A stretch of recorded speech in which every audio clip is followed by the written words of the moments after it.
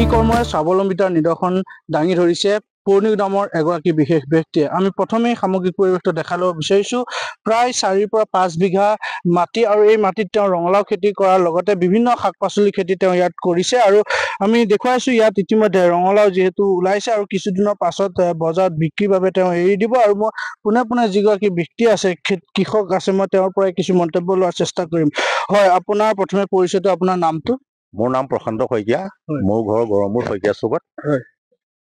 আপুনি কি খেতি কৰিছে? কিমান বছৰৰ পৰা আপুনি খেতি মই কৰি ধৰক আছে? যোৱা বছৰৰ পৰা খেতি কৰিছো, 24 চনৰ পৰা। 24 চনত মই প্ৰথম বড়ো ধানৰ খেতিটো আৰম্ভ কৰিছিলো। তেতিয়া মই 31 বিঘা কৰিছিলো আৰু তেতিয়া দেখিলো মই তাত বহুত ভালখিনি লাভজনক হৈছো।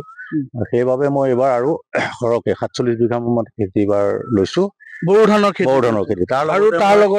তাৰ লগতে মই 3.5 বিঘা ৰঙালাও খেতি লগাইছো। ৰঙালাও খেতিটো কিন্তু অভিজ্ঞতা মোৰ তেনেকুৱা নাছিলে এবাৰ প্ৰথম, কিন্তু প্ৰথম অভিজ্ঞতাতে মই বেয়া দেখা নাই। মোৰ প্ৰত্যেক গছতে 8-10টাকে ৰঙালাও মানে প্ৰডাকশ্যন হৈছে।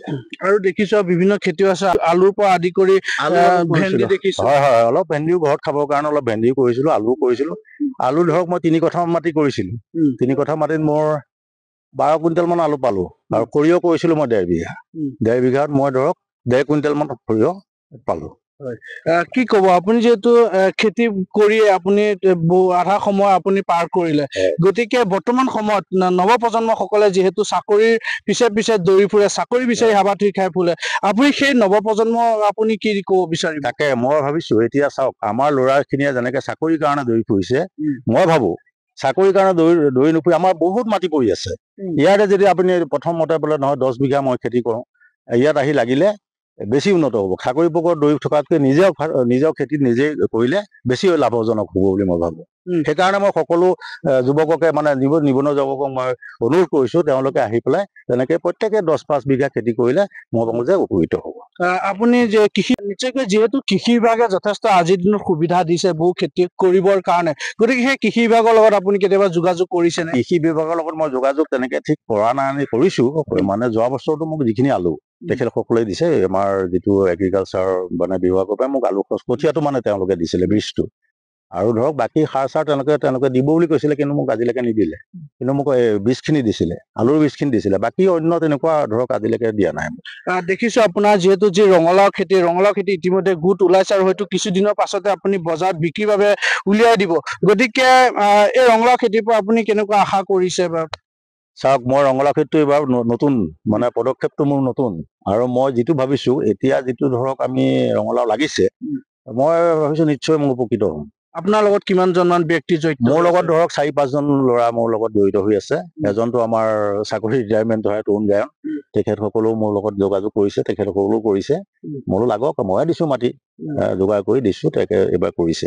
নিশ্চয়কৈ এই মুহূৰ্তত মই দেখুৱাইছো, যিহেতু বজাৰো আমাৰ খেতিও আমাৰ যি শ্লোগান, সেই শ্লোগান আগত ৰাখি এতিয়া দেখিবলৈ পোৱা গৈছে যে এইগৰাকী বিশেষ ব্যক্তি এতিয়া ৰঙালাও খেতিয়ে স্বাৱলম্বিতাৰ নিদৰ্শন দাঙি ধৰিছে। আৰু এগৰাকী বিশেষ ব্যক্তি আছে, মই আপোনাৰ ওচৰলৈ আহিছো।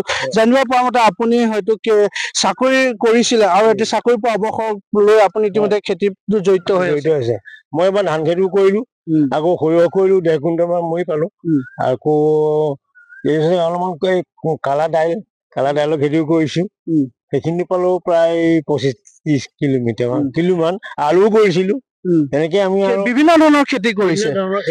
নৱপ্ৰজন্মলৈ কি আহ্বান জনাব? নৱপ্ৰজন্মক আমি আহ্বান জনাইছো যে আমাৰ লগতো তোমালোক আহা, আৰু আমি একেলগে সমিলমিলেৰে কাম কৰিলে আমাৰ নিজৰ খিনিও হ'ব আৰু লোকৰো উপকাৰ হ'ব।